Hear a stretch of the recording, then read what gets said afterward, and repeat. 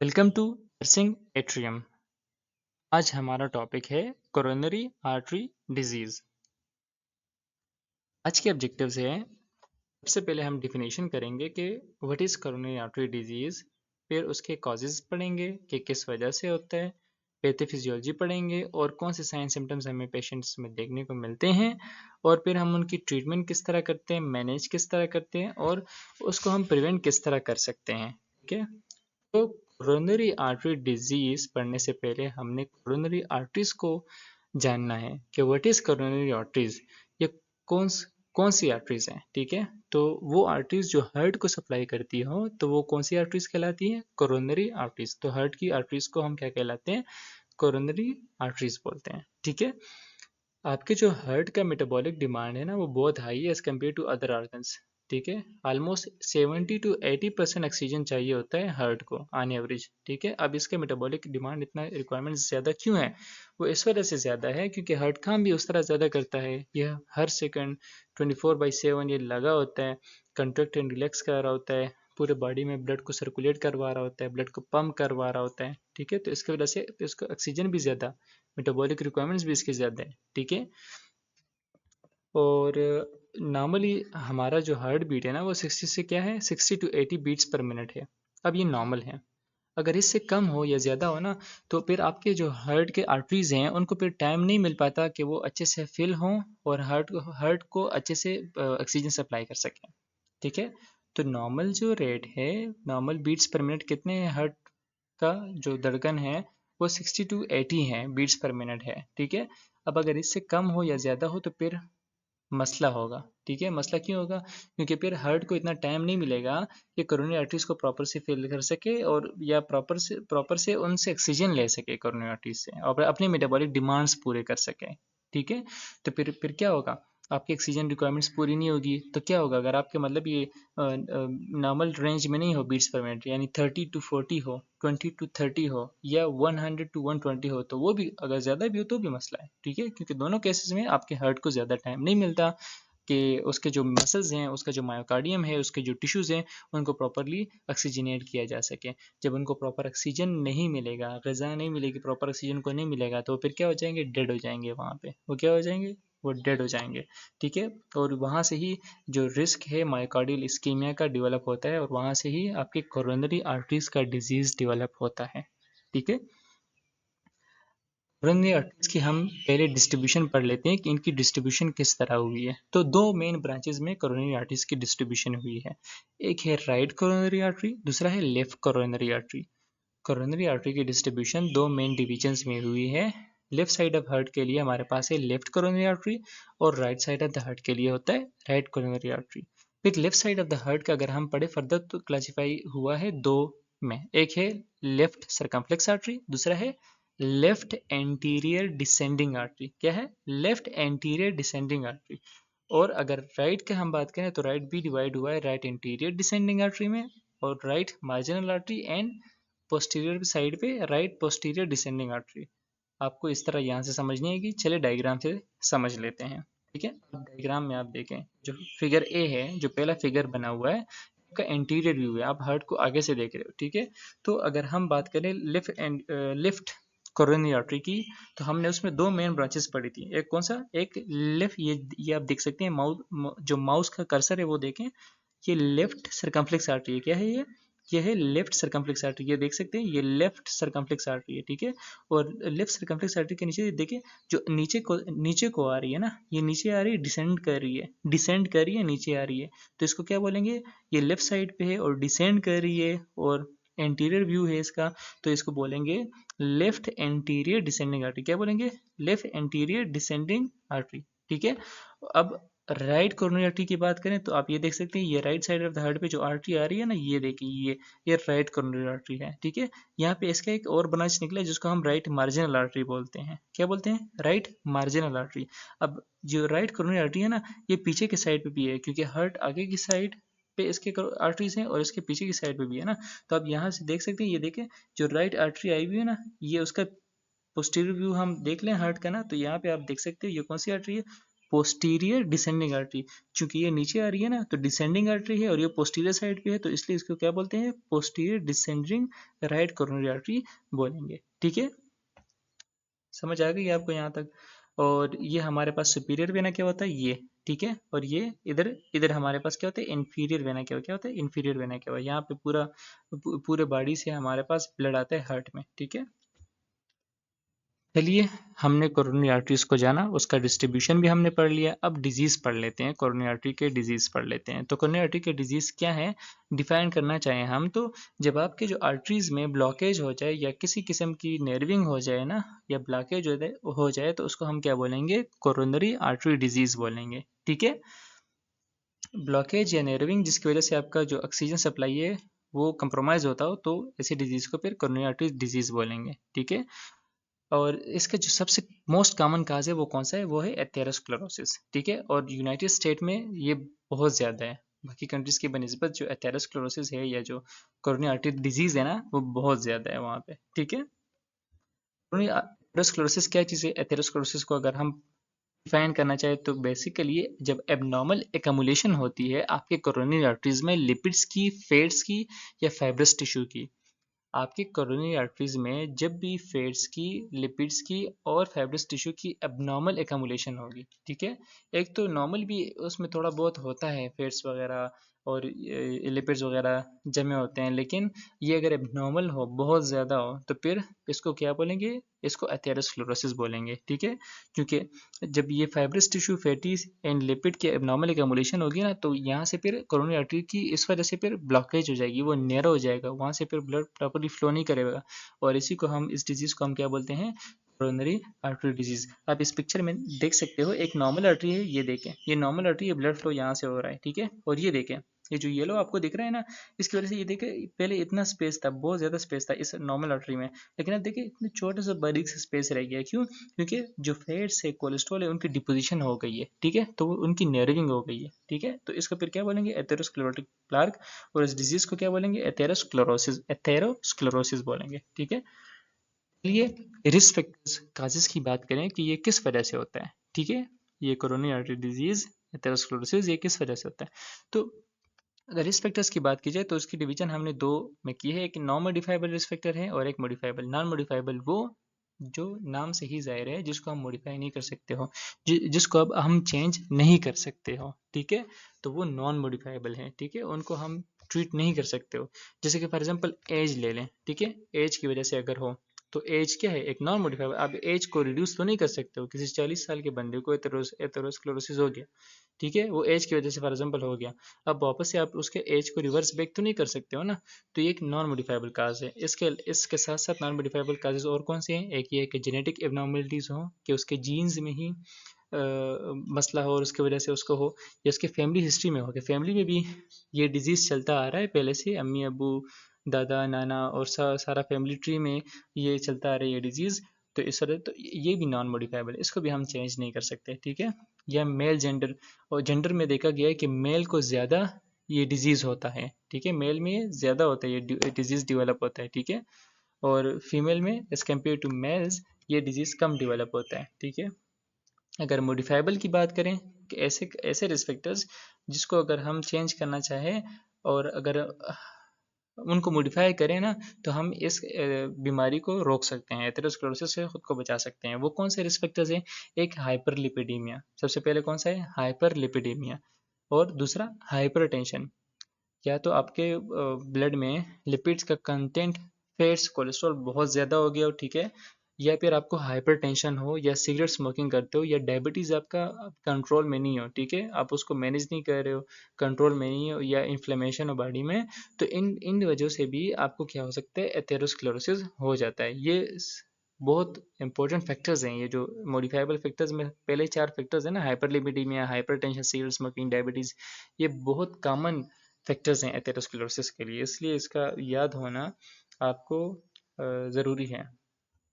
अगर ये पिक्चर में भी आप देख सकते हैं कि एक सेंट्रल ओबीस बंदा बैठा हुआ है और सेडेंटरी लाइफस्टाइल है, वो फिजिकल एक्टिविटी भी नहीं कर रहा, उसको हाई कोलेस्ट्रॉल भी है, हाइपरटेंशन भी है, डायबिटीज़ भी है, साथ में स्मोकिंग भी कर रहा है। और फैमिली हिस्ट्री आप पिक्चर में देखो, वो फैमिली भी सारी ओबीज हैं, सही है, फैमिली हिस्ट्री में भी और जेनेटिक प्रीडिस्पोजिशन भी है उसको। तो ऐसे पेशेंट को फिर एथेरोस्क्लेरोसिस हो जाता है या कोरोनरी आर्टरी डिजीज बहुत जल्दी डेवलप कर लेते हैं ये। अब अगर हम फिजियोलॉजी की बात करें कि ये डिजीज़ डेवलप किस तरह होती है, तो जितने भी हमने काजेस पढ़े हैं अभी, इससे पहले रिस्क फैक्टर्स पढ़े हैं ना थोड़ी थोड़ी देर पहले, तो उनकी वजह से क्या होता है कि जो काजेस रिस्क फैक्टर हमने पढ़े, हमने क्या पढ़ा, हाइपरलिपिडीमिया, हाइपरटेंशन, स्मोकिंग वगैरह, डायबिटीज़ वगैरह, उनसे क्या होता है कि जो आपका जो ब्लड वेसल है, ब्लड वेसल यानी जो कोरोनरी आर्टरी है, उसमें क्या हो जाता है, उसका जो वाल होता है ना, कोरोनरी आर्टरी का वाल होता है, उसको हम बोलते हैं एंडोथीलियम। ठीक है, क्या बोलते हैं, एंडोथीलियम। कोरोनरी आर्टरी के हमारे पास 3 लेयर होते हैं, एक एंटेमा, दूसरा मीडिया, तीसरा एक्सटर्ना या एडवेंटिशिया। ठीक है, तो इंटीमा में ज़्यादा डैमेज होता है। ठीक है, मेनली जो एथेरोस्क्लेरोटिक प्लाक बनता है ना, वो एंटीमा में बनता है। ठीक है, तो एंटेमा में क्या होता है, या जो ब्लड वेसल है, ब्लड वेसल के जो एंडोथेलियम है उसमें डैमेज या डिसफंक्शन हो जाए ना, या वो इन्फ्लेम्ड हो जाए, ठीक है, किस वजह से, जो रिस्क फैक्टर्स हमने पढ़े, स्मोकिंग, अल्कोहल, हाइपरटेंशन, हाइपरलिपिडीमिया की वजह से। ठीक है, तो फिर वहाँ पे क्या क्या होता है, वहाँ पे एक तो ऑक्सीडेटिव स्ट्रेस बढ़ जाता है। ठीक है, ऑक्सीडेटिव स्ट्रेस बढ़ जाता है, तो वहाँ पे जो नॉर्मली नाइट्रिक ऑक्साइड मौजूद था ना, जो हेल्पफुल था हमारे ब्लड वेसल्स के लिए, ब्लड वेसल के डायलेशन में वो हेल्प करता है नॉर्मली, तो वो रिड्यूस हो जाता है। चूंकि ऑक्सीडेटिव स्ट्रेस बढ़ता है तो वो रिड्यूस हो जाता है, और जो रॉस स्पीशी है ना, रॉस, ROS, रॉस स्पीशी है, या रिएक्टिव ऑक्सीजन स्पीशी जिसको हम बोलते हैं, वो क्या हो जाता है, वो इंक्रीज हो जाता है। ठीक है, और जो एडहेसिव मालिक्यूल है उनकी एक्सप्रेशन भी इंक्रीज हो जाती है, बहुत ज़्यादा मालिक्यूल आ जाते हैं, और उस एंटेमोस एंडोथेलियम जहाँ पे डैमेज हुआ है ब्लड वेसल के अंदर, वाल के ऊपर वो जुड़ना शुरू कर देते हैं, बाइंड करना शुरू कर देते हैं, तो उसकी वजह से जो आपका जो ब्लड वेसल है ना, जो कोरोनरी आर्टरी है, वो नैरो हो जाती है। ठीक है, उसमें ब्लड फिर सही से फ्लो नहीं कर पाते, इसके अलावा साइटोकाइन की प्रोडक्शन भी इंक्रीज हो जाती है वहाँ पे। ठीक है, जब ये सारा कुछ होता है, इनमें इंक्रीज आता है, तो इससे क्या होता है कि जो ऑक्सीडाइज लो डेंसिटी लिपिड्स हैं आपके पास, वो उनकी कम्युलेशन होना शुरू हो जाती है प्लाक के अंदर। ठीक है, वेसल्स के अंदर। ठीक है, ब्लड वेसल कोरोनरी आर्टरी के अंदर। ठीक है, और साथ में मोनोसाइट, टी लिम्फोसाइट की एडिशन और उनकी माइग्रेशन वहाँ पे, कि वो भी आ जाते हैं, पार्टी में शामिल हो जाते हैं, प्लाक में अपना हिस्सा डालते हैं। ठीक है, और साथ में प्लेटलेट्स भी आ जाते हैं। ठीक है, तो जब ये चीज़ें आती हैं ना, तो ये मोनोसाइट और प्लेटलेट्स मिलकर फिर growth factor, platelets derive growth factor and other growth factors release कराते हैं। जब वो रिलीज होते हैं, ग्रोथ फैक्टर रिलीज होते हैं ना, तो आपका जो स्मूथ मसल है, ब्लड जिससे ब्लड वेसल आपका बना है, ठीक है, जो स्मूथ मसल है, उनकी प्रोलिफरेशन हो जाती है। आपके ब्लड वेसल में जो स्मूथ मसल है वो बड़ा होना शुरू, मल्टीप्लिकेशन उसकी हो जाती है, वो बड़ा होना शुरू हो जाता है। जब आपका जो ब्लड वेसल होगा उसके अंदर स्मूथ मसल मल्टीप्लाई होंगे, वो प्रोलिफरेट होंगे, तो इससे क्या होगा कि जो जितनी जगह चाहिए थी ब्लड को पास होने के लिए, तो वो अब जगह कम हो जाएगी उसके लिए, क्योंकि वो बारीक हो जाएगा। ठीक है, वो ब्लड वेसल, और साथ में प्लाक के अंदर हमारे पास एक स्पेशल सेल्स बन जाते हैं, जिनको हम क्या बोलते हैं, फोम सेल्स। ठीक है, फोम सेल्स बन जाते हैं, और बाहर से भी एक्स्ट्रा सेलुलर लिपिड आना शुरू हो जाते हैं, और हमारे पास एक अच्छा खासा एथेरोमेटस प्लाक बन जाता है। ठीक है, अब ये प्लाक आर्टरी में जब बनता है तो ये ब्लॉकेज काज कराता है, ये हार्ट में ब्लड को सर्कुलेट नहीं होने देता। ठीक है, इस पिक्चर से भी आप थोड़ी सी पैथोफिजियोलॉजी देख सकते हैं कि हम अगर कोई फैटी या कोलेस्ट्रॉल से भरा हुआ खाना खाते हैं ना, इस तरह डाइट खाते हैं जिसमें कोलेस्ट्रॉल फैट हाई कंटेंट में मौजूद हो, तो जब वो स्टमक में जाता है तो फिर वो कन्वर्ट होता है काइलोमाइक्रॉन्स में, और वो ब्लड वेसल्स के थ्रू जाते हैं लिवर में, तो लिवर में वो कन्वर्ट होते हैं VLDLs में, LDLs में और HDLs में, हाई डेंसिटी लिपिड्स और लो डेंसिटी लिपिड्स। इसमें सबसे ज़्यादा जो खतरनाक है वो कौन से हैं, लो डेंसिटी लिपिड्स हैं। ठीक है, वो सबसे ज़्यादा खतरनाक, इसको बैड कोलेस्ट्रॉल भी बोलते हैं। हाई डेंसिटी को हम गुड कोलेस्ट्रॉल बोलते हैं, और लो डेंसिटी वाले को बैड कोलेस्ट्रॉल बनते हैं। बेसिकली एथेरोस्क्लेरोटिक प्लाक जो बनता है उसमें ये LDL ज़्यादा अहम रोल अदा करते हैं। अब हमने रिस्क फैक्टर्स भी जाना, हमने पैथोफिजियोलॉजी भी जाना, अब हमने क्लिनिकल मैनिफेस्टेशन या यानी साइन सिम्टम्स पढ़ने हैं कि पेशेंट में कौन से साइन सिम्टम्स हमें देखने को मिलते हैं। तो जो मोस्ट प्रोमिनेंट साइन सिम्टम हमें देखने को मिलता है वो कौन सा है, वो है चेस्ट पेन। क्या है, चेस्ट पेन। और चेस्ट पेन को हम एंजाइना भी बोलते हैं। अब हमारे पास एक है स्टेबल एंजाइना। स्टेबल एंजाइना ये होता है कि जब ये डिजीज़ यानी जो एथेरोस्क्लेरोसिस है या कोरोनरी आर्टरी की डिजीज़ है, वो जब इनिशियल कंडीशन में होता है ना, तो पेशेंट को स्टेबल एंजाइना फील हो रहा होता है। स्टेबल एंजाइना का मतलब ये है कि जब वो पेशेंट जब वो रेस्ट करता है ना, ठीक है, जब वो रेस्ट करता है तो उसको कोई पेन वगैरह फील नहीं होता चेस्ट में, ठीक है। लेकिन जब वो एक्टिविटी करता है तो तब उसको पेन फील हो रहा होता है, ठीक है। फिजिकल एक्टिविटी करता है, एक्सरसाइज करता है, तब उसको पेन फील होता है, तो इसको स्टेबल एंजाइना बोलते हैं। लेकिन जब ये डिजीज़ इनिशियल स्टेज से प्रोग्रेस करता है, बहुत ज़्यादा बढ़ता है ये डिजीज़ ना, तो फिर क्या होता है, अनस्टेबल एंजाइना में वो कन्वर्ट हो जाता है। अनस्टेबल एंजाइना का मतलब ये है कि ख्वाह वो पेशेंट फिजिकल एक्टिविटी कर रहा हो या रेस्ट कर रहा हो, उसको हर टाइम चेस्ट में पेन हो रहा होता है। क्या उसको हर टाइम रेस्ट में भी और फिजिकल एक्टिविटीज़ के दौरान भी उसको पेन फील हो रहा होता है, ठीक है। उसको फिर हम अनस्टेबल एंजाइना बोलते हैं। और उसके अलावा शार्टनेस ऑफ ब्रेथ, डिज़निया, सांस में तकलीफ़, सही है, सांस नहीं ले पाना सही से, तो ये अलामत भी हमें देखने को मिलती है पेशेंट्स में। और इसके अलावा वो बहुत ज़्यादा fatigue, lethargic and very tired feel कर रहा होता है। थोड़ा सा काम में एक्टिविटी भी कर लेना तो एक तो उसको छाती में पेन शुरू हो जाता है, दूसरा ये है कि फटीग बहुत ज़्यादा फील कर रहा होता है, ठीक है।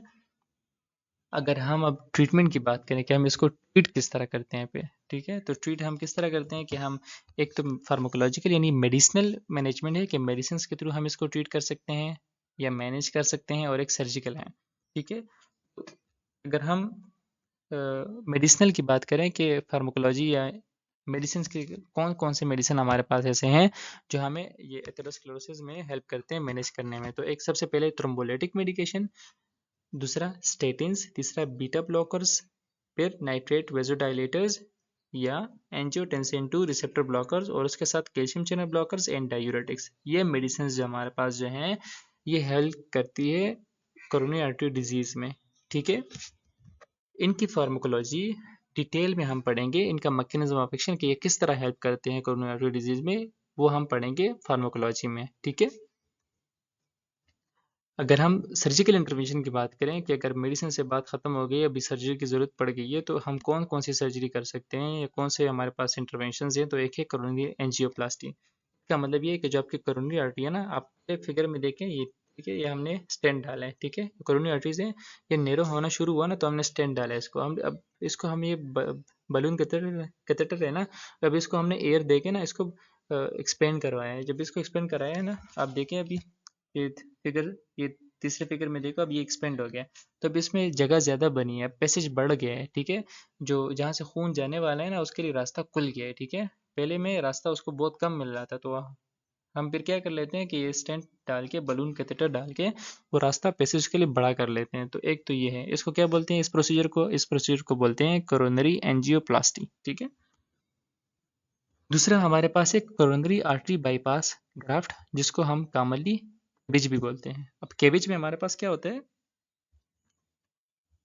केबिज में हमारे पास ये होता है कि केबिज में हम क्या कर लेते हैं कि कोई हेल्थी आर्टरी उठाते हैं हम दूसरे बॉडी के दूसरे पार्ट्स, मेनली लेग से, हैंड से, जिस तरह आप ये देख सकते हैं कि ऐसे हमने पेशेंट के लेग से आर्टरी उठाई है, हेल्थी आर्टरी उठाई है, और जो हार्ट में डिफेक्टेड यानी कोरोनरी आर्टरी है ना, जिसमें प्लाक वगैरह बने हैं, उसको हम फिर इसके साथ रिप्लेस कर लेते हैं, ठीक है। तीसरा हम अगर कोई भी मेडिसिनल या सर्जिकल इंटरवेंशन कामयाब नहीं हो, तो फिर हम क्या करते हैं, हम हार्ट ट्रांसप्लांट कर देते हैं, ठीक है।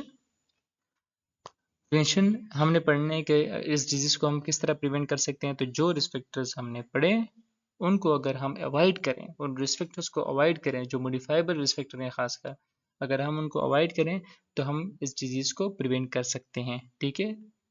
तो जैसे कि आप स्मोकिंग करना बंद कर दो, क्लाइंट को बोलो आप वेट लॉस करो, क्योंकि ओबेसिटी की वजह से भी होता है, तो आप वेट लॉस करो, आप हेल्दी डाइट खाओ, ठीक है, आप फैटी फूड्स नहीं खाओ, और आप एक्सरसाइज करो, सीडेंटरी लाइफस्टाइल नहीं रखो, लाइफस्टाइल की मॉडिफिकेशन करो, ठीक है, फिजिकल एक्टिविटी ज़्यादा करो, आप जो है नमक का इस्तेमाल कम करो, और उनको बोलेंगे कि आप अपने हाइपरटेंशन और डायबिटीज़ को भी क्या करें, कंट्रोल में रखें, ठीक है। डेट्स इट, यहाँ तक था ये लेक्चर। आपको कहीं पे समझ नहीं आई हो तो आप कमेंट में पूछ सकते हो, ठीक है, मैं ट्राई करूँगा कि वो आपको फर्दर एक्सप्लेन करूँ। और इसकी फार्माकोलॉजी है वो फिर हम जो मेडिसिन है उसकी फार्माकोलॉजी हम फिर पढ़ेंगे फार्मा में, ठीक है। और बस यहाँ तक था। Thank you. वीडियो अच्छी लगी हो तो आप खुद भी सब्सक्राइब करें और बाकियों के साथ भी शेयर करें।